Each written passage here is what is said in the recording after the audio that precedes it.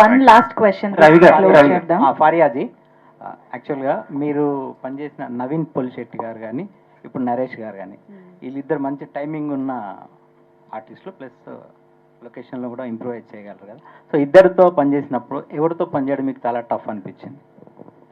ఎందుకు సార్ అలా గొడవ పెడుతున్నారు మీరు?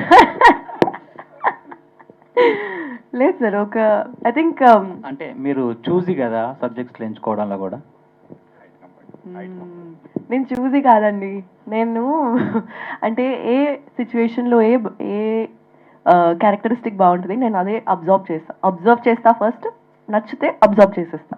సో నవీన్ నుంచి వేరే క్యారెక్టరిస్టిక్స్ అబ్జర్వ్ చేశాను, నరేష్ గారి నుంచి వేరే వేరే టైమింగ్.